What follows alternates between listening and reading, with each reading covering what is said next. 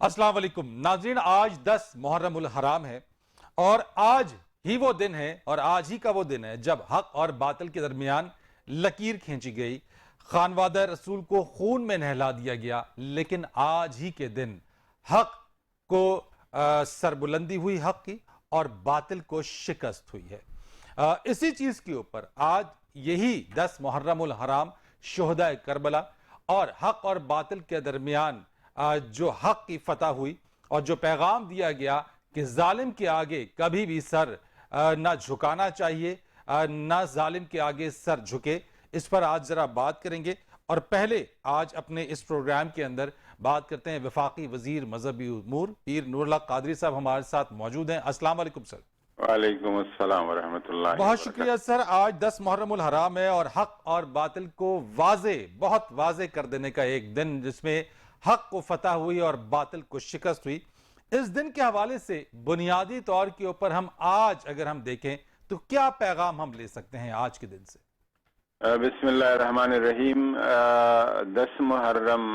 شہادت امام عالی مقام امام حسین رضی اللہ تعالیٰ عنہ، ایک اور شہدائے کربلا جو آپ کے اہل بیت اور آپ کے ساتھی تھے کی شہادت کا جو واقعہ ہے، ایک انتہائی تاریخ کا ایک ایسا لمناک اور دردناک واقعہ ہے، اور تاریخ عالم تاریخ انسانیت میں اس طرح کی کوئی مثال نہیں ہے کہ ایک شخص اپنے تن من اور سب کچھ کو قربان کر کے اصولوں کی پاسداری کے لیے اور اپنے نانا کے دین کے استحکام اور قیام کے لیے اور میرٹ اور انصاف کی بلندی کے لیے سب کچھ قربان کر کے اس نے اصول پہ سودے بازی نہیں کی، اور روز قیامت تک ظلم کے خلاف، جبر کے خلاف، استحصال کے خلاف کڑے ہونے کا اور عزیمت کا ایک ایسا درس دیا جس کو تاریخ بلا نہیں سکتی۔ اور میں یہ پیغام واضح کروں گا کہ امام عالی مقام آپ کی عظیم قربانی کربلا کا واقعہ یہ ہمیں آپس میں بھی متحد رہنے کا اور متفق رہنے کا درس دیتا ہے۔ امام عالی مقام کسی ایک مسلک کے نہیں ہے، کسی ایک فرقے کے نہیں، کسی ایک جماعت کے نہیں، بلکہ میں یہ کہوں گا کسی ایک دین اور مذہب کے بھی نہیں ہے۔ آپ انسانیت کے امام ہے، انسانیت کے مقتدا ہے، انسانیت کے پیشوا ہیں۔ مجھے آپ نے بڑی اچھی اور خوبصورت بات کی پیر صاحب، لیکن ہم دیکھتے یہ ہیں کہ خاص طور پہ یہ دن، اس طرح کے دن جو ہیں اس میں ہم کچھ فرقوں میں تقسیم ہو جاتے ہیں۔ فرقوں میں یہ بٹا میں دنیا کے باقی حصوں میں اس طرح سے نظر نہیں آتا، لیکن ہمارے ہاں ہم اس چیز کو دیکھتے ہیں۔ آپ سمجھتے ہیں کہ اس کی وجوہات کیا ہیں؟ اور پھر ہمیں تو اتحاد یگانگت کا سبق ملا ہے۔ دیکھیں، اختلاف اس امت میں ہے، مگر میں یہ کہوں کہ اختلاف ہی نہیں ہے یا اختلاف کی کوئی وجہ ہی نہیں ہے تو وہ بے جا ہوگا۔ اختلاف ہے اور چلتا رہا ہے صدیوں سے، اور کچھ چیزوں پہ اختلاف، فقہی اختلاف، فروعی اختلاف، اس کی شریعت کے اندر گنجائش بھی ہے، اور یہ معاشرے کا بھی حسن ہے اور کسی مذہب اور دین کے لیے بھی حسن ہے، اور حضور نبی کریم صلی اللہ علیہ وسلم نے اس اختلاف کو باعث رحمت قرار دے دیا۔ باقی اس اختلاف کو کسی کی گردن زدنی کا موجب قرار دینا اور کسی کو اس اختلاف کے بنیاد پر واجب القتل قرار دے دینا اور کسی کو اس اختلاف کے بنیاد پر کافر کا فتویٰ دینا، کافر قرار دینا، یہ پھر وہ افراط ہے اور وہ حدود سے تجاوز ہے۔ کسی بزرگ کے بارے میں نے پڑھا تھا اور ایک دو جگہ پہ میں نے اس کو کوٹ بھی کیا کہ ان سے جب پوچھا گیا کہ آپ کس فرقہ سے آپ کا تعلق ہے، آپ شیعہ ہیں، آپ سنی ہیں، آپ بریلوی ہیں، آپ دیوبندی ہیں، آپ اہل حدیث ہیں، آپ حنفی ہیں، آپ مالکی ہیں، آپ جعفری ہیں، تو اس نے جواب دیا کہ کربلا کے واقعے کے بعد، امام حسین کی شہادت کے بعد صرف 2 فرقے دنیا میں رہ گئے ہیں انسانیت میں۔ ایک ہے حسینی اور دوسرا رہ گیا ہے یزیدی، تو ہم حسینی ہیں اور یزیدی نہیں ہیں۔ اس حوالے سے ہمیں دیکھنا ہے، سوچنا ہے۔ ہر کوئی امام علی مقام اور اہل بیت اطہار سے محبت کا ایک الگ طریقے سے اظہار کرتا ہے، ان کی مدحت اور منقبت بیان کرنے کا ایک الگ ان کا انداز ہوتا ہے۔ تو ضروری نہیں کہ ایک کا جو انداز ہے وہ دوسرے کا بھی ہو، ایک کا جو طریقہ بیان ہو دوسرے کا بھی ہو، اور اس کے بنیاد پر ہم ایک دوسرے کو دین سے خارج سمجھے، واجب القتل سمجھے۔ یہ وہ چیز ہے جو ملت اور امت کی یگانگت اور اتحاد اور اتفاق کو پارا کر کے نقصان پہنچا دیتی اچھا ہے۔ پیر صاحب، آپ نے بات کی اختلاف کی، آپ نے کہا کہ ٹھیک ہے اختلاف ہونا بھی جو ہے وہ ایک حسن ہے، لیکن یہ اختلاف انتشار میں کیوں تبدیل ہو جاتا ہے؟ یہ بدقسمتی سے اگر لمبا اس کا تاریخ آپ جانیں تو قیام پاکستان کے بعد جو اس میں ایک تشدد کا موڑ آتا ہے، ایک تشدد کا لہر آتا ہے، وہ تب آتا ہے جب انقلابی ایران برپا ہوتا ہے اور کچھ لوگ انقلابی ایران کی حمایت میں مذہبی طبقات اٹھ کھڑے ہوتے ہیں، اور کچھ خلیجی ممالک اس انقلاب کو بہر طور غیر اسلامی ثابت کرنے کے لیے وہ ایک سیاسی معرکہ تھا۔ انقلابی ایران اس میں اسلام یا فرقے سے اس کا تعلق کم تھا، ایک سیاسی معرکہ تھا جو امام خمینی اور اس کے ساتھیوں نے سر کیا تھا۔ اس کو ایک ایسے رنگ میں کہ ایک مذہبی کچھ لوگ اس کے حمایت میں نکل آئے، کچھ ممالک نے، عرب ممالک، خلیجی ممالک نے نہیں، اس کی مخالفت میں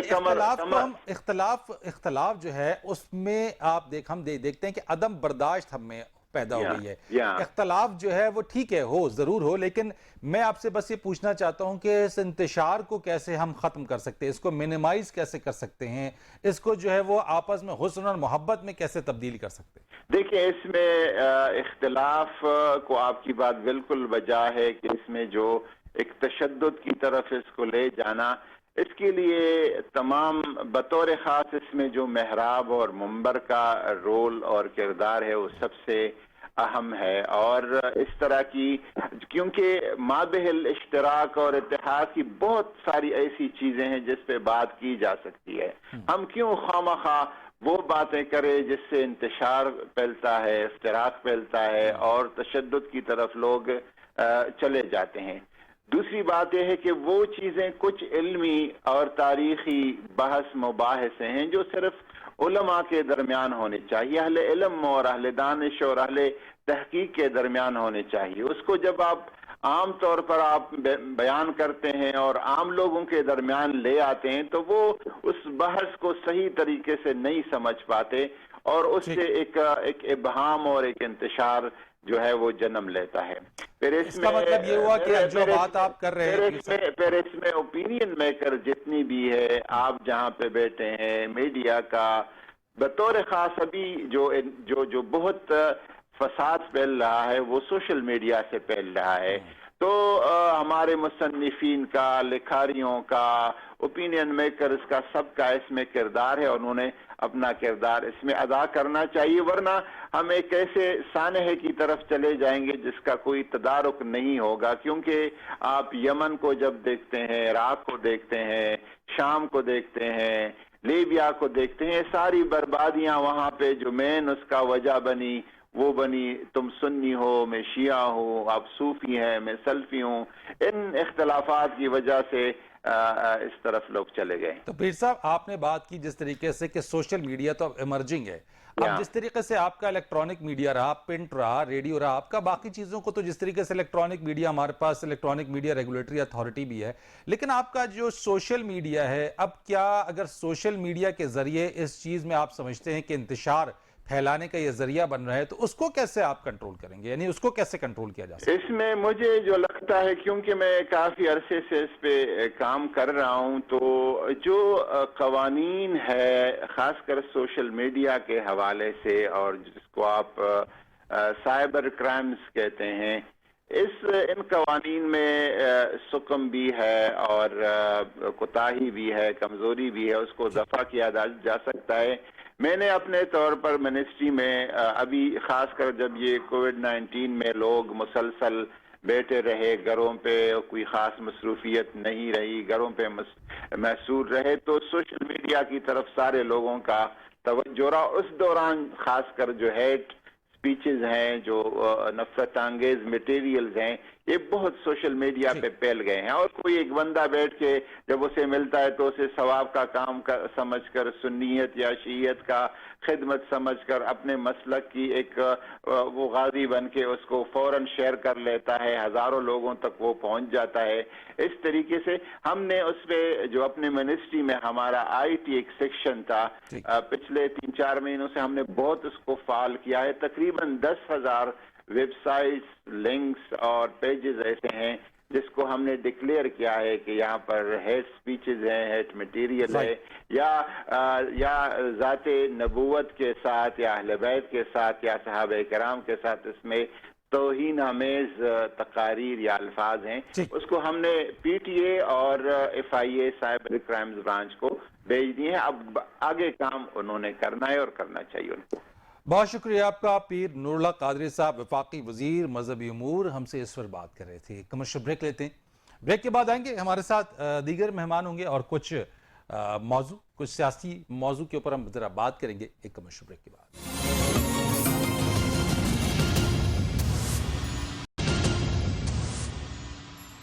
ایک بار پھر آپ کو خوش آمدید کہیں گے اور کچھ بات کریں گے اس سیاست کے حوالے سے جو سیاسی منظر نامہ ہے۔ ہم نے دیکھا کہ جب سے پاکستان تحریک انصاف کی حکومت کے 2 سال مکمل ہوئے، حکومت نے اپنی کارکردگی رپورٹ جاری کی، اس کے بعد سے ایک سیاسی جو بساط ہے اور منظر نامہ اس کے اوپر میاں نواز شریف کی وطن واپسی کے حوالے سے ایک بار پھر بہت زیادہ ایک ہنگامہ سا برپا ہے، بہت زیادہ شور مچ رہا ہے۔ ایک طرف جو حکومت ہے وہ یہ کہتی ہے بار بار بقول وزیر اعظم کے کہ وہ این آر او کسی صورت نہیں دیں گے، دوسری طرف جو وزیر اطلاعات ہیں شبلی فراز وہ کہتے ہیں کہ میاں نواز شریف کی وطن واپسی کے حوالے سے کوششیں تیز کر دی گئی ہیں، اور پھر دوسری طرف جہاں اگر نون لیگ کی بات کریں یا اپوزیشن کی ہم بات کریں تو وہ یہی کہتے ہیں کہ این آر او مانگ کون رہا ہے، اور اگر کوئی مانگ رہا ہے تو اس کا نام بھی لیا جائے۔ اس سارے منظر نامے کے اندر جہاں پر مریم نواز کا دوبارہ سے ایکٹیو ہو جانا، میاں شہباز شریف کا کردار اور میاں نواز شریف کی وطن واپسی، اس سب پر ذرا آج بات کریں گے، اور تجزیے کے لیے ہمارے ساتھ آج موجود ہیں سینئر صحافی ہیں، تجزیہ کار ہیں مرتضی سولنگی صاحب، بہت شکریہ سر آپ کا، اور اسی کے ساتھ ساتھ ہمارے ساتھ تجزیے کے لیے موجود ہیں بریگیڈیئر ریٹائرڈ فاروق حمید صاحب، بہت شکریہ سر آپ کا۔ سولنگی صاحب، گفتگو کا آغاز میں آپ سے کرتا ہوں، یہ یکدم ایک بار پھر سے میاں نواز شریف کی واپسی کا جو ایک پنڈورا باکس ہے، جو دوبارہ سے ایک شور غول ہے، یہ پھر سے اٹھ رہا ہے، وجہ کیا آپ اس کی دیکھتے ہیں؟ بیک گراؤنڈ جہاں حکومت یہ کہہ رہی ہے کہ این آر او بھی نہیں دیں گے، وطن واپسی لانے کے لیے کوششیں بھی تیز کی جائیں گی، اور پھر سیاسی منظر نامے پر دوبارہ سے میاں نواز شریف، شہباز شریف، مریم نواز صاحبہ کا تذکرہ پھر سے اٹھنے لگا ہے۔ شکریہ فرید، یہ جولائی کے مہینے تک تو بالکل خاموشی تھی۔ نومبر میں پچھلے سال جب میاں نواز شریف صاحب لندن گئے تو اس کے بعد وہ بالکل وہ وہاں سے ان کی کوئی سرگرمی نہیں تھی، اور نہ کوئی بیان ان کے آتے تھے، نہ کوئی فون کالز کی کوئی خبریں تھیں۔ اسی طرح سے مریم صاحبہ وہ بھی خاموش تھی، ان کا ٹویٹر بھی خاموش تھا۔ یہ جو اس میں سرگرمی جو شروع ہوئی وہ جولائی کے مہینے سے ہوئی، جب نیب نے کسی پراپرٹی کے حوالے سے ان کو بلایا، کوئی سوال نامہ دیا، اور اس کے بعد وہ 11 اگست کو تشریف لائیں، اور اس کے بعد جو کچھ ہوا ہم نے دیکھا کہ نہ صرف یہ کہ بعد میں شہباز شریف اور ان کے فیملی کے کچھ اور ممبرز کے لیے بھی کچھ معاملے تیز ہوئے، بلکہ پیپلز پارٹی کے جو لیڈرز ہیں ان کے خلاف بھی جو ہے وہ نیب کی سرگرمیاں ہوئیں۔ تو اس کے ساتھ ہی جو ہے وہ میاں نواز شریف صاحب جو ہے وہ ان کی سرگرمیوں کے یا ان کے فون کالز کی خبریں آئیں، وہاں سے یہ معاملہ جو ہے وہ شروع ہوا، اور اس کے بعد وہ خاموشی جو ہے وہ ٹوٹ گئی۔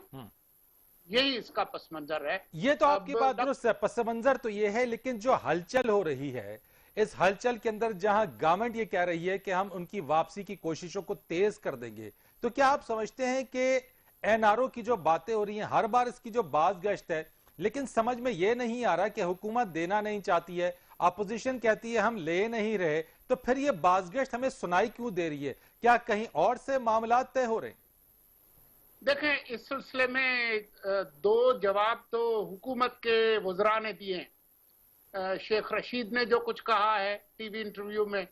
اور مرزا شہزاد اکبر نے جو کہا ہے، اور جس کے بعد پھر رات کے 1:30 بجے اٹھ کے جو ہے وہ اس کی معافی لی ہے، تو وہ خود کچھ یہ کہہ رہے ہیں کہ جی کچھ ہوا ہے، لیکن ہم سے اوپر سے ہوا ہے۔ اس کا مطلب یہ ہے کہ حکومت کے کچھ وزراء یہ کہہ رہے ہیں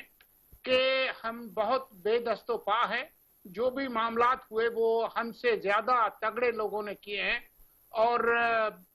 یہ سب کچھ ہو گیا ہے اور ہم پہ دباؤ تھا۔ تو یہ ان کا بیانیہ ہے۔ اب اس سے آپ جو بھی مطلب اخذ کریں۔ فاروق امیر صاحب، یہ جو میاں نواز شریف صاحب کی وطن واپسی، مریم نواز صاحبہ کا دوبارہ سے ٹویٹر کے اوپر اور پھر سیاسی منظر نامے پر ایکٹیو ہونا، حکومت کا ہر بار یہ ڈینائل کر دینا کہ این آر او ہم نہیں دیں گے،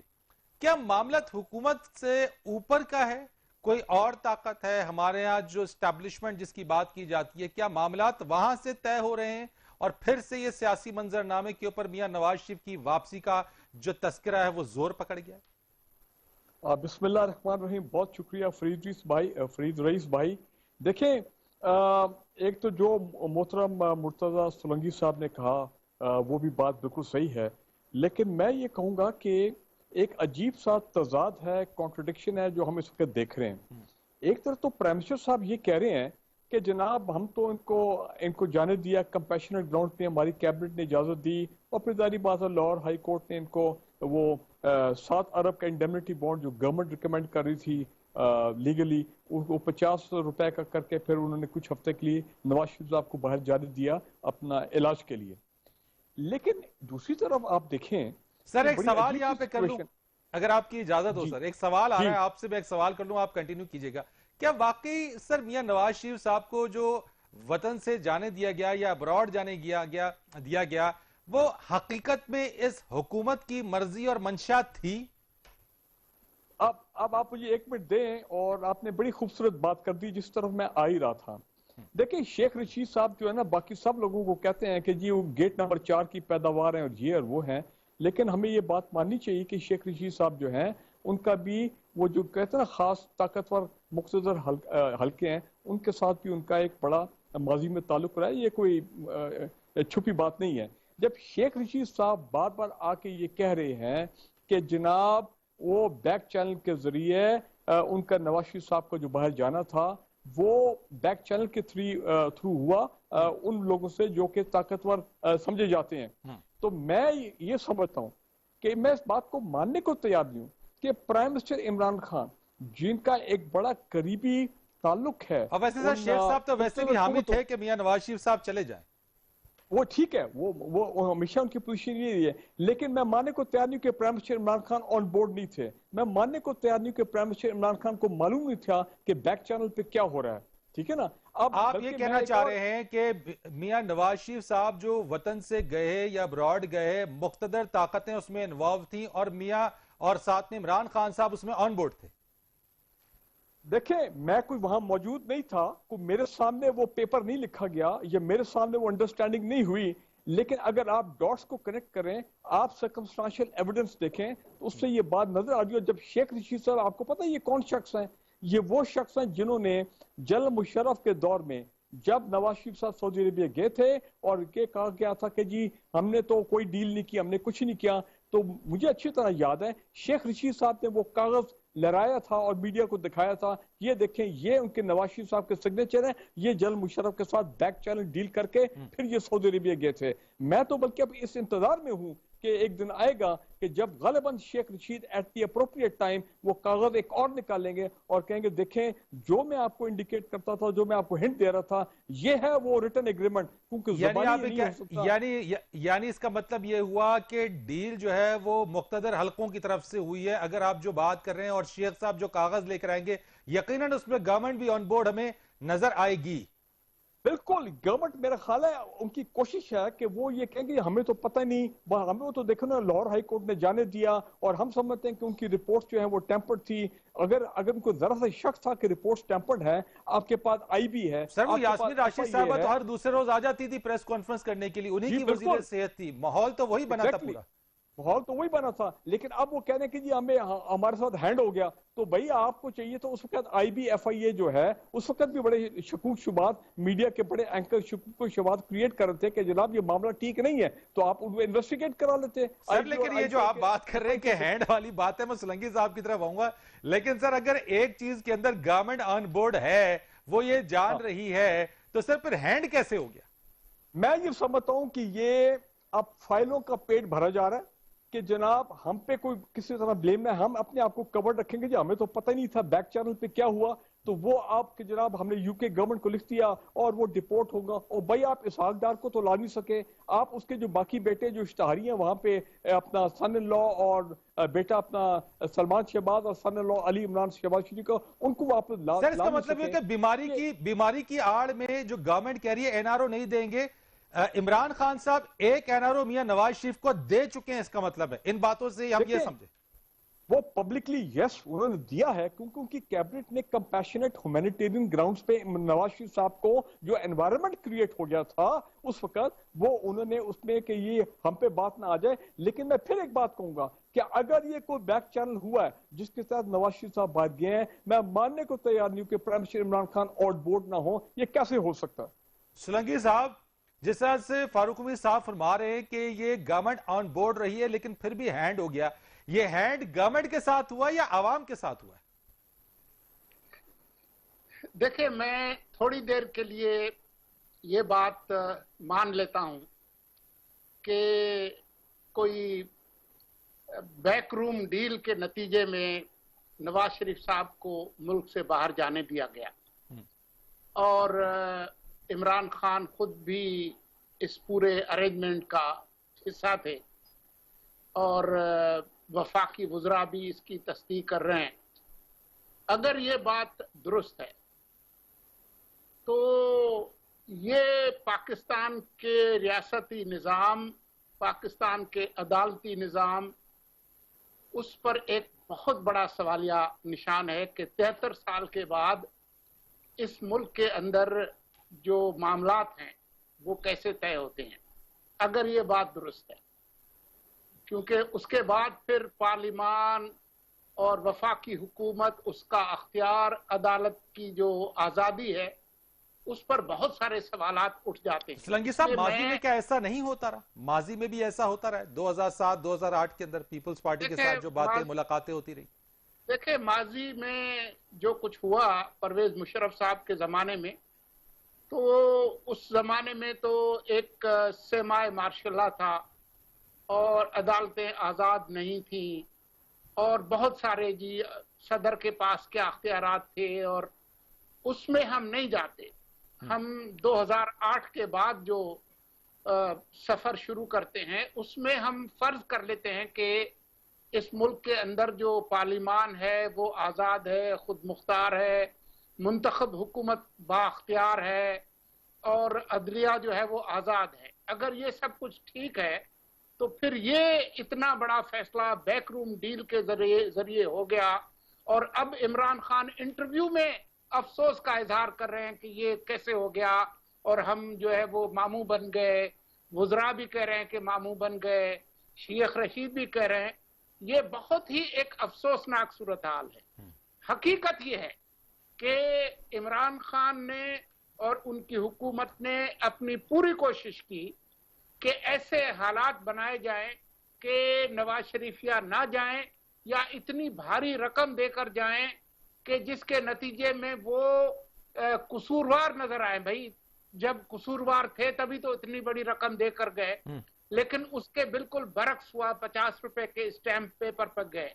तो सोलंकी साहब आपकी इस बात को, यह जो आप बात कर रहे हैं कि जो आपने कहा कि एक लम्हे को मान लिया जाए कि ये बैकडोर से हुई, ये तमाम मामला पीछे से हुए और जिस तरह से ब्रिगेडियर साहब ने कहा कि ऐसा हो नहीं सकता कि प्राइम मिनिस्टर ऑन बोर्ड ना हो और वो इस बात को ना जानते हो, अगर इस बात को मान लिया जाए थोड़ी देर के लिए, تو پھر تو سر میاں نواز شریف صاحب کی جو کریڈیبلٹی رہی، جو ان کا بیانیہ رہا، جو اس میں انہوں نے جو ایک نیریٹو بلڈ کیا، وہ جو خلائی مخلوق والی باتیں تھیں، تو سر یہاں تو پھر میاں نواز شریف صاحب کی کریڈیبلٹی بھی جو ہے وہ مائنس ہو گئی ہے۔ دیکھیں، سیاستدان، سیاسی جماعتیں سمجھوتے کرتے ہیں، جب وہ کمزور ہوتے ہیں تو بہت سارے سمجھوتے کرتے ہیں۔ سیاست ہے ہی ڈے ٹو ڈے معاملات میں آگے اور پیچھے ہٹنے کا نام، تو یہ تو پوری سیاسی تاریخ کے اندر آپ کو نظر آئے گا۔ آپ کہتے ہیں کہ یو ٹرنز کا نام ہے؟ جی بالکل ہے، جو کہتے ہیں کہ وہ یو ٹرن نہیں لیتے وہ سب سے زیادہ یو ٹرن لیتے ہیں۔ تو یہاں پر تو اس حمام میں جو ہے وہ کسی نے کپڑے نہیں پہنے، اور سوئمنگ پول میں کوئی کپڑے پہن کے جو ہے وہ تیرتا نہیں ہے، یہ ہمیں سب کو معلوم ہے۔ لیکن یہ ایک جو چیز سامنے آئی ہے کہ اس وقت جو ہے وہ اچانک جو ہے وہ یہ چیزیں کیسے یاد آ گئی ہیں۔ مطلب نومبر میں نواز شریف صاحب واپس یہاں سے گئے ہیں، اس وقت سے کسی کو یاد نہیں تھا، عمران خان کو بھی یاد نہیں تھا، کابینہ کو بھی یاد نہیں تھا، اچانک جو ہے یہ معاملہ ہو گیا ہے کہ پاکستان۔ ٹھیک ہے سر، میں آپ کو انٹرپٹ کروں گا ذرا سا، اگر قطع کلامی کی معذرت چاہتا ہوں۔ اعتزاز احسن صاحب بھی ہمارے ساتھ موجود ہیں، ذرا ان کو بھی ان کو آن بورڈ لے لیتے ہیں۔ السلام علیکم اور بہت شکریہ سر۔ یہ فرمائیے گا کہ آپ اس چیز کو کس طرح سے دیکھ رہے ہیں جو ہم اس وقت دیکھتے ہیں کہ میاں نواز شریف صاحب کی یہاں سے روانہ ہونا، وزیر اعظم صاحب کا جو ہے وہ اب اس بات پہ کہنا کہ وہ چلے گئے یہاں سے، اور پھر اب ان کی واپسی کے اوپر یہ کہہ دینا کہ نہ گورنمنٹ این آر او دے گی، اور پھر ہماری گورنمنٹ ساتھ ساتھ کہتی ہے کہ ان کی لانے کی واپسی کے لیے بھی کوششیں تیز کر دی گئی ہیں۔ یہ ان کا جانا اور آنا کس چیز کا نتیجہ ہے؟ یہ نہیں، جو گیا وہ گیا، آنے کی تو بات کوئی یہ تو نہیں کر رہی ہے گورنمنٹ نے،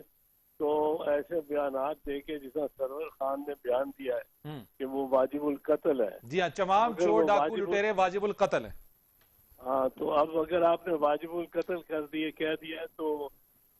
برطانیہ والے تو آپ کو ہینڈ اوور نہیں کریں گے نواز شریف کو کسی عدالت نے ہینڈ اوور کرنا ہے، کوئی ویسے ہی تو نہیں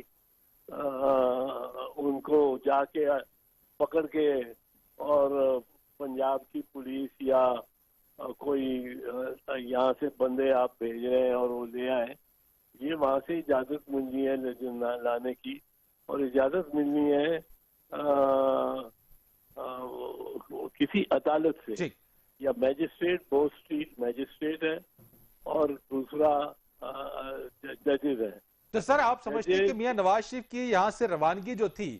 وہ کسی بیک ڈور ڈیل کا نتیجہ رہی، اور اس کے اندر گورنمنٹ بھی آن بورڈ تھی، یا پھر وزیر اعظم صاحب اس سے لا علم تھے؟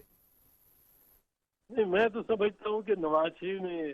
کی ڈیل یہ ہے، اور انہوں نے ضمانت دی ہوئی ہے عمران خان کی حکومت پوری 5 سال کرنے کی، یہ ضمانت دے کے گئے ہیں، اور میری نگاہ میں تو یہ لگتا ہے کہ ضامن ہے، پر واپسی کے لیے جو گورنمنٹ نے اپنا کیس خود خراب کیا ہے، یہ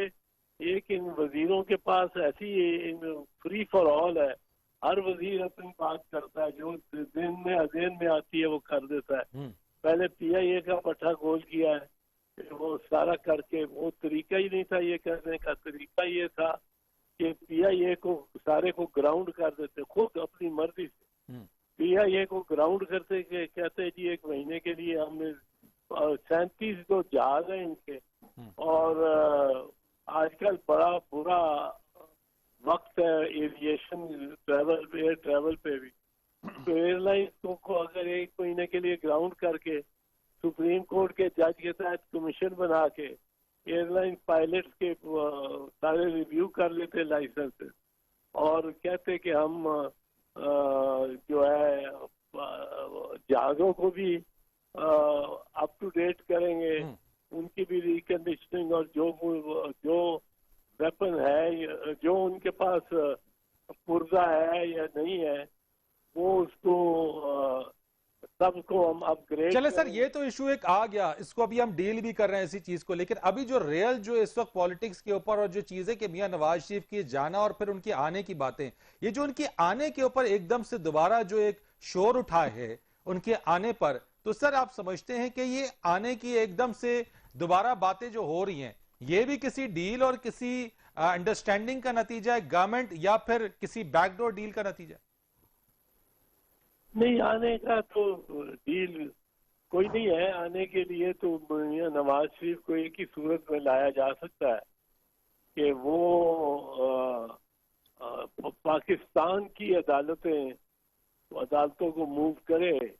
گورنمنٹ. اگر گورنمنٹ نے ہندوستان کی عدالت کو موو کیا تو انہوں نے کہہ دینا ہے کہ یہ ڈیفیکٹو ہے ساری اکاؤنٹیبلٹی پروسیس, یہ وکٹمائزیشن ہے. And he is not a fugitive from justice, he is a fugitive from injustice. تو پھر آپ کا کیا رہ جائے گا؟ تو عدالتوں کے ذریعے ممکن ہے سر, یعنی ہماری عدالتوں کے ذریعے اگر یہ چیز کیس لے کے جاتے ہیں تو کیا اس طریقے سے ہی میاں نواز شریف صاحب کو یہ حکومت واپس لائے گی, یا پھر آپ دیکھتے ہیں کہ میاں نواز شریف صاحب جس ڈیل کے تحت جو آپ نے بات کی ہے اسی کے تحت وہ واپس بھی آ جائیں گے؟ بھائی آپ سن بھی لیا کریں نا, بات مکمل ہو جانے جی سر, آپ پھر آپ کو ضرورت نہ پڑے یہ سوال کرنے کی. میں یہ کہہ رہا ہوں کہ ایک ہی طریقہ ہے کہ اپنی عدالت جہاں ہم نواز شریف کی کوئی درخواست ہے یا نواز شریف کی کوئی اپیل کی بھی ہے اس نے کنوکشن کے خلاف, اس عدالت کو کہیں کہ جب تک نواز شریف سرنڈر نہیں کرتا to the authority of this court اور وہ باہر رہتا ہے اس کی جورسڈکشن سے, اس کی اپیل سنی نہیں جا سکتی, اس کو ڈسمس کرے. اور وہ 1 2 3 پیشیوں کے بعد ڈسمس کر دے گی عدالت, تو وہ اس کو نقصان ہوگا. اس ڈسمسل سے بچنے کے لیے ہو سکتا ہے وہ آ جائے, لیکن اگر یہ برطانوی کسی اتھارٹی کے پاس یہ لے کے جاتے ہیں, برطانوی اتھارٹیز نے کہہ دینا ہے کہ یہ پروسیس نیب کی یہ درست نہیں ہے, یہ وکٹمائزیشن ہے, یہ ون سائیڈڈ ہے اور یہ ٹارگٹ کر رہی ہے ایک پارٹی کو, تو اس کے بعد آپ کا کیا بچنا ہے؟ تو یہ اب وزیر جو ہے پہلے دن سے لگے ہیں, لے کے آئیں گے, وہاں سے لے کے آئیں گے, وہ کیسے لے کے آؤ گے؟ الطاف حسین کو نہیں لا سکے جس کے خلاف کوئی 100 مرڈر کے چارجز ہیں, جس نے 22 اگست کی تقریر اتنی واضح طور پہ قاتلانہ تقریر کی تھی, جس نے ویسے تقریریں اور ویسے بندوں کو مروا کے کوئی 100 FIR ہے اس کے خلاف, اس کو آپ نہیں لا سکے. 3 دفعہ جو پرائم منسٹر ہے, 3 دفعہ پرائم منسٹر رہا ہے, اور اس پہ کرپشن کے الزامات ہیں, کوئی قتل کے الزام نہیں ہے. اب اس کو آپ لے آئیں گے. ستم ظریفی یہ ہے ویسے کہ میاں نواز شریف انہی اپارٹمنٹس میں رہ رہا ہے, آج کل روزانہ 9 مہینے سے انہی اپارٹمنٹس میں رہ رہا ہے جن سے وہ کہتا ہے کہ میرا تعلق ہی کوئی نہیں. یہ بہت شکریہ سر آپ کا کہ یہ جو آپ نے پوائنٹ اٹھایا اس چیز کے اوپر. ایک کمرشل بریک لیتے ہیں اور بریک کے بعد مرتضی سلنگی صاحب اور بریگیڈیئر ریٹائرڈ فاروق حمید صاحب سے گفتگو کے سلسلے کو اور تجزیے کے سلسلے کو مزید آگے بڑھائیں گے ایک بریک کے بعد.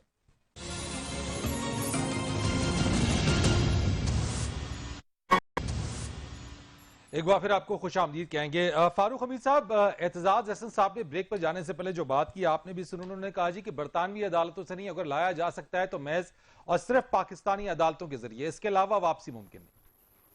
دیکھیں فرید رئیس صاحب, بات یہ ہے کہ UK گورنمنٹ جو ہے کسی صورتحال میں ان کو ڈیپورٹ نہیں کرے گی. میں پھر کہہ دوں کہ یہ گورنمنٹ پہ پبلک پریشر آیا تھا, جو نواز شریف صاحب کی تصویریں وہاں سے آئیں کہ وہ وہاں پہ لائف انجوائے کر رہے ہیں, یہ سیر کر رہے ہیں, یہ وہ, تو he was kind of teasing the government. تو گورنمنٹ پہ پریشر تھا میڈیا میں, پبلک کی طرف سے, انہوں نے یہ ڈیپورٹیشن والا لیٹر جو ہے UK گورنمنٹ کو لکھ دیا, وہ صرف لوگوں کو تھوڑا پیسیفائی کرنے کے لیے اور اس پریشر کو ریلیو کرنے کے لیے. دوسری بات یہ ہے کہ آپ نوٹ کریں کہ گورنمنٹ کے ایکشن یا نیب کے,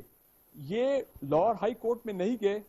کیونکہ لاہور ہائی کورٹ نے ہی ان کو 4-6 ہفتے کے لیے جانے باہر دیا تھا, اور کہ جی آپ کے میڈیکل رپورٹس آئیں گی اتنے پیریڈ کے بعد. یہ نہیں گئے کہ جناب وہ کا پیریڈ ختم ہو گیا، 9 مہینے سے وہ باہر بیٹھے ہیں، تو لہٰذا اور یہ ان کی تصویریں، یہ وہ وہاں پہ کام کر رہے ہیں، لگتا یہ ہے کہ کوئی ان کا علاج نہیں ہو رہا، یہ بہانہ بنا کے گئے، لہٰذا ان کو واپس بلایا جائے۔ وہ بھی کام نہ نیب نے کیا، نہ لاہور ہائی کورٹ، نہ گورنمنٹ نے کیا۔ تیسری چیز، شہباز شریف صاحب از اے گارنٹر۔ کسی نے آج تک یہ بات نہیں کی جب سے شہباز شریف صاحب واپس آئے ہیں کہ جناب ان کو لاہور ہائی کورٹ میں پیش کیا جائے، ان کو لاہور ہائی کورٹ ان کو بلائے کہ یو آر دی گارنٹر، آپ بتائیں کہ آپ نے کہا تھا کہ آپ ان کو واپس لے کے آئیں گے، آپ تو خود یہاں پہ سر یہ بات تو حکومت کو کرنی چاہیے۔ جب پی ٹی آئی کا جو بیانیہ ہے، جو بیانیہ یہی تھا پی ٹی آئی کا کہ ہم کسی کو چھوڑیں گے نہیں، اور اگر کوئی گارنٹر ہے تو پھر وہ تو یہیں پر موجود ہے، گورنمنٹ اس گارنٹر سے کیوں نہیں پوچھتی؟ تو پھر ایگزیکٹلی، پھر میں یہی کہہ رہا ہوں نا کہ اس کا مطلب یہ ہے کہ جو بیک چینل اگر کوئی ایگریمنٹ انڈرسٹینڈنگ ہوئی ہے، ڈیل کہیں، جو بھی آپ اس کو کہیں، مجھے یہ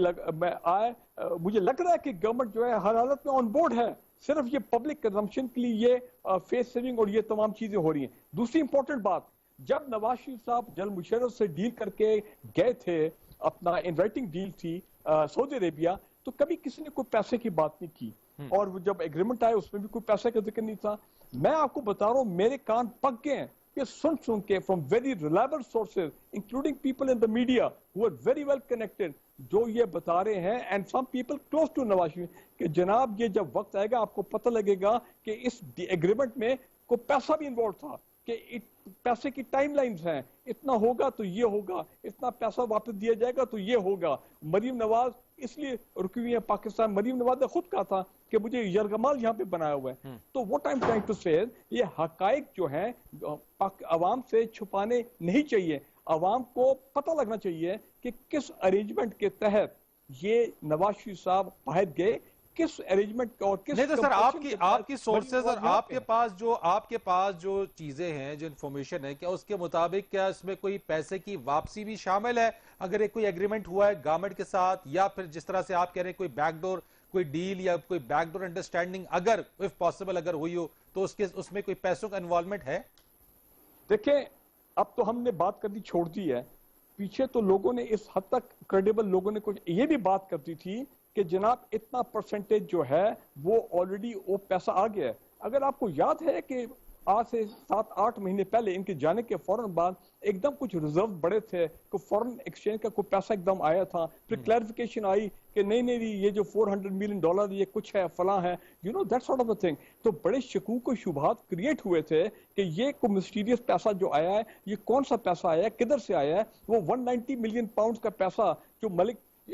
شہزاد اکبر صاحب غائب کر گئے، جو لندن سے یہاں پہ ٹرانسفر ہوا، جو کہا جاتا ہے کہ ملک ریاض کا پیسہ تھا، کس کا پیسہ تھا؟ میں what I'm trying to say کہ حقائق ابھی لوگوں کو نہیں بتائے جا رہے، we still do not know the truth۔ اور یہ کہنا کہ ہم ڈپورٹ کرا دیں گے، بھائی لاہور ہائی کورٹ آپ گئے نہیں ہے۔ اور دوسری بات بتاؤں، اسلام آباد ہائی کورٹ کی یہ ہیئرنگ 1.5 سال کے بعد ہو رہی ہے۔ یہ جو نواز شریف صاحب کی، مریم نواز صاحبہ کی پٹیشن ہے، اور جو نیب کی پٹیشن ہے، وہ العزیزیہ، ایون فیلڈ، وہ تمام کیسز میں۔ اور ابھی یہ دیکھنا ہے کہ اسلام آباد ہائی کورٹ جو ہے، جو ابھی اعتزاز صاحب بات کر رہے تھے کہ وہ کیا کہتے ہیں، would they hear this petition، یا یہ کہیں کہ نواز شریف صاحب خود حاضر ہوں، جو پٹیشنر ہیں، اور مریم نواز وہ کورٹ میں حاضر ہوں۔ تو یہ 1 سپتمبر کو اسلام آباد ہائی کورٹ کا موڈ جو ہے وہ بھی پتہ لگ جائے گا۔ سلنگی صاحب کی طرف میں آتا ہوں سر ذرا۔ Where there is smoke there is fire، something is there جو ہمیں نہیں بتایا جا رہا۔ سلنگی صاحب، یہ جو باتیں اس وقت ہیں، یا جو بریگیڈیئر صاحب نے بھی جو بات کی ہے، سر اس کا مطلب یہ ہے کہ فرنٹ پہ عوام سے بھی جھوٹ بولا جا رہا ہے، اور یہی بات ہے کہ ہر موقع کے اوپر عوام کو دکھایا کچھ جاتا ہے، بیک اینڈ کے اوپر کچھ ہو رہا ہوتا ہے۔ اب بھی منظر کچھ اسی طرح سے ہی نظر آ رہا ہے۔ تو سر صورتحال آپ کو بنتی کس طرح سے نظر آ رہی ہے؟ کیونکہ پارلیمنٹ میں جو پارلیمنٹیرینز پی ٹی آئی کے، وہ یہ کہتے ہیں، ہمیں نظر آتے ہیں کہ صرف مشرف صاحب نے 2 بار انارو دیا، اس کے علاوہ خان صاحب نے خود تقریر کی، یعنی کہ پی ٹی آئی تو انارو دینے کے اس میں حق میں نہیں ہے، لیکن بیک اینڈ پہ تو معاملہ کچھ اور ہی چل رہا ہے۔ دیکھیں، جو حقائق ہیں، اگر کسی قسم کی کوئی بیک روم ڈیل ہوئی ہے تو جن لوگوں نے بھی کیا ہے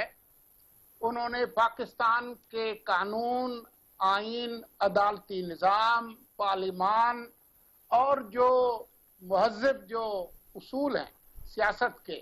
ان کے ساتھ گھناؤنا مذاق کیا ہے، اور پاکستان کے عوام کے ساتھ مذاق کیا ہے، اور یہ چیزیں جو ہے وہ سامنے آنی چاہیے۔ मुझे जो मालूम है वो ये है कि नवाज शरीफ लंदन में हो तब भी इमरान साहब जो है और उनकी सरकार जो है वो खुश नहीं होगी, और जब वो वापस आएंगे तब भी वो खुश नहीं होंगे, क्योंकि अगर वो जेल भी चले जाएं तो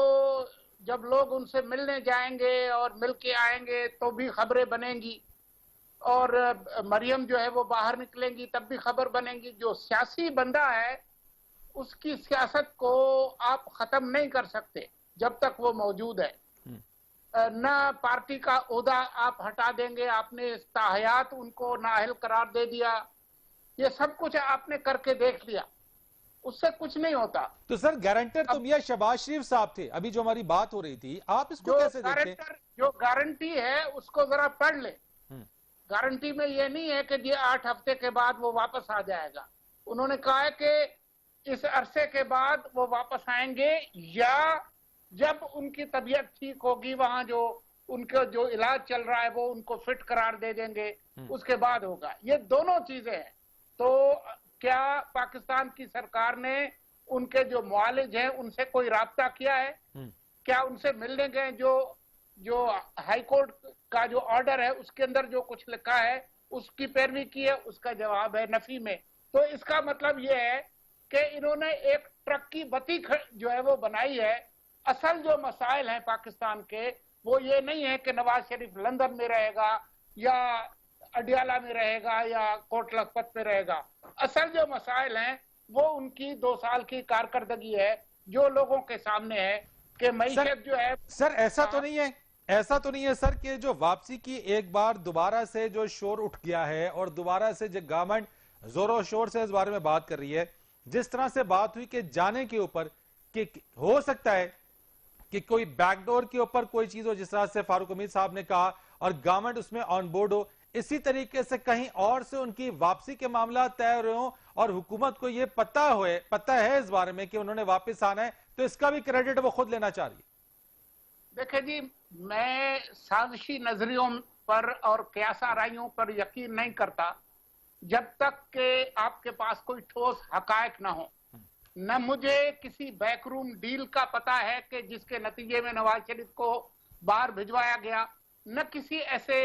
साजिश का पता है कि जिसके तहत वो वापस आ रहे हों। ये उनका मुल्क है, जब वो वापस आना चाहें तो वो वापस आ जाएं। जो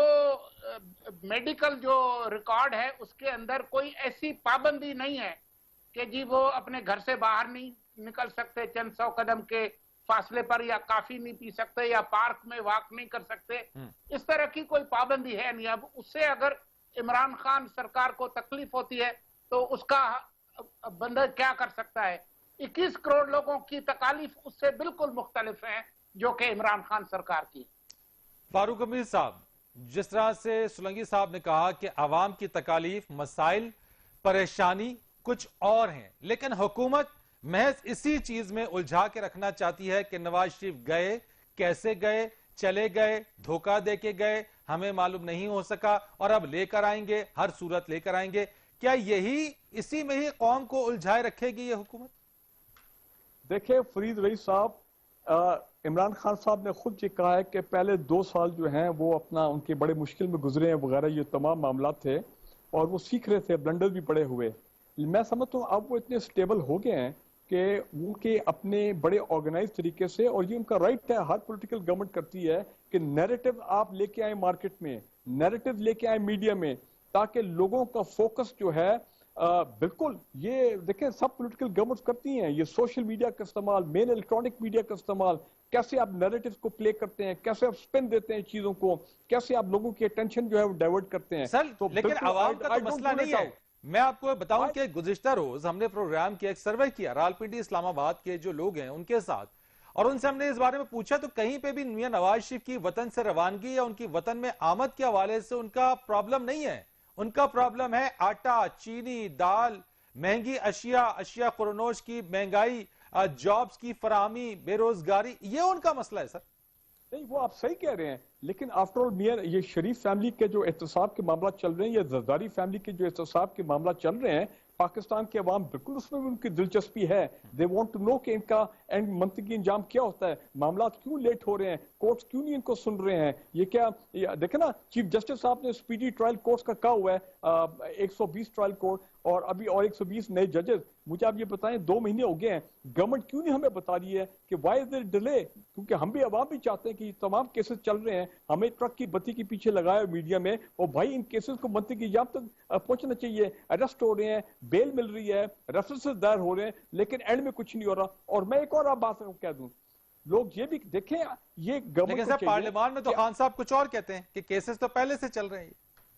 नहीं, केसेस पहले से चल रहे हैं, लेकिन अभी हाल ही में इतने नए केसेस इंस्टीट्यूट हुए हैं, ये आप नहीं कह सकते कि सारे केसेस वही हैं जो 15 साल पुराने केसेस हैं। बड़े बड़े नए केसेस सामने आए हैं। एक इंपॉर्टेंट चीज फरीद आपके प्रोग्राम में मैं कहना चाहता हूं, अगर गवर्नमेंट जो बिलीव करती है कि तमाम लोगों हकायक ट्रांसपेरेंसी होनी चाहिए, लोगों के सामने आनी चाहिए, फलां कमीशन रिपोर्ट, फलां रिपोर्ट, फलां रिपोर्ट, तो volume 10 of the GIT, Panama GIT, मुझे आप बताएं कि वो पाकिस्तान के अवाम से क्यों छुपाया जा रहा है? वो वॉल्यूम 10 में क्या लिखा है? वो क्या मसलत है? सियासी मसलत क्या है? क्या कौमी सलामती का मसलत है कि वो जो वॉल्यूम 10 ऑफ द GIT, लोग अब उसकी बातें करना शुरू कर रहे हैं। शायद कुछ अर्से बाद बिल्कुल ही भूल जाएं कि उस GIT को पब्लिक किया जाए। आप समझते हैं सर कि वॉल्यूम 10 जो है वो किसी खास वक्त और मौके पर लाके जो इसको पब्लिक किया जाएगा? It is quite possible. I agree with you, रियासत के बड़े तरीके होते हैं काम करने के। हो सकता है they might be waiting for an अपॉर्चून moment, एक अप्रोप्रिएट टाइम जिसपे वो वॉल्यूम 10 पब्लिक हो, एक और तहलका मिल जाए पाकिस्तान में। लेकिन वो आपकी बात सही है, देयर आर पीपल, ये वही नैरेटिव वाली बात है, किस वक्त पे क्या नैरेटिव आना है, ये हुकूमतें करनी है। इस हुकूमत का क्या प्लान है वॉल्यूम 10 के बारे में, वी डू नॉट नो, लेकिन वो पब्लिक जो है वो होना चाहिए। सोलंकी साहब, आप गो के साजिशी थ्योरी इस पे सर आप बिलीव नहीं रखते हैं, लेकिन चूंकि ब्रिगेडियर साहब ने बात की वॉल्यूम 10 की, सर आप ये समझते हैं कि किसी पर्टिकुलर टाइम में आने वाले दिनों में ये वॉल्यूम 10 खुलेगा और एक नया पंडोरा बॉक्स खुलकर सामने आ जाएगा? मुझे नहीं पता कि कौन सा वॉल्यूम खुलेगा और कौन सा वॉल्यूम नहीं खुलेगा, लेकिन पनामा खुद केस जिस तरीके से चला, जिस तरह से GIT बनी, जिस तरीके से वो फैसला हुआ, जिस तरीके से नाअहली हुई, ये पाकिस्तान की तारीख का मुतनाज़ा एक केस था और मुतनाज़ा फैसला है। उसके बारे में राय जो है वो बहुत मुनकसिम है, क्योंकि हम आज उस पनामा केस और उसके फैसले के बारे में प्रोग्राम नहीं कर रहे, इसलिए मैं वॉल्यूम 10 के बारे में और 11 के बारे में बात नहीं करना चाहता। अगर एहतसाब की बात है तो फिर आप ये देख लें कि हुकूमती जो अफराद हैं और ओहदेदारान हैं, उनके खिलाफ एहतसाब क्यों नहीं हुआ? ये वन वे बत्ती क्यों चल रही है? सारे आलमी इदारे नैब पर तनकीद कर रहे हैं। आपका हेलीकॉप्टर केस किधर गया? आपका फॉरेन फंडिंग केस किधर गया? आपका बिलियन ट्री सुनामी केस किधर गया? आपका BRT किधर गया? और बेतहाशा केसेस हैं। तो ये अब अगर पाकिस्तान के अवाम की दिलचस्पी की बात करेंगे तो वो सिर्फ इसमें नहीं है कि शरीफों के खिलाफ क्या हो रहा है। वैसे सर चेयरमैन नैब का स्टेटमेंट भी आपको याद होगा, उन्होंने कहा अगर इस पे होगी तो हुकूमत गिर जाएगी अगर कार्रवाई इस पर हुई तो बस फिर अब आगे आप खुद अक्लमंद हैं, आपको पता है कि जो है वो ये सारा पूरा प्रोसेस कैसे चला है, तो इसलिए हम इस पर बात नहीं कर रहेंगे। असल जो बात है वो ये है कि इस मुल्क के अवाम के मसाइल ये हैं कि किस तरीके से तकरीबन 6% GDP वाली मईशत इनको मिली थी और इस साल जो है वो -0.4 पे चली गई है। आपकी इंडस्ट्री बैठी हुई है, आपकी लार्ज स्केल मैन्युफैक्चरिंग बैठी हुई है। पाकिस्तान पे कर्जे जितने 2 साल के अंदर चढ़े हैं वो तारीख के अंदर कभी नहीं चढ़े। तो असल जो मामलात हैं जो पाकिस्तान के अवाम के आटा दुगनी कीमत का हो गया, चीनी जो है वो 100 रुपए से ज्यादा की हो गई, बिजली और गैस के जो बिल है, पेट्रोल की कीमतें, किराए, तो ये असल मसले हैं लोगों। ठीक है, बहुत शुक्रिया आपका मुर्तजा सोलंकी साहब, आपने एनालिसिस किया। ब्रिगेडियर फारूक हमीद साहब, आपका बहुत शुक्रिया। और अवाम के मसाइल यकीनन अपने सामने हैं, लेकिन दूसरी तरफ सियासत का मंजरनामा और उसी के साथ साथ NRO देने, NRO ना लेने, इसके ऊपर और मियां नवाज शरीफ की वापसी पर जो हुकूमती वाक़िफ है वो इस वक्त اوپر جو ہے وہ منڈلا رہا ہے اور سیاسی منظر نامے پر اسی کی بازگشت ہمیں سنائی دے رہی ہے۔ فرید رئیس کو اجازت دیجیے، اللہ حافظ۔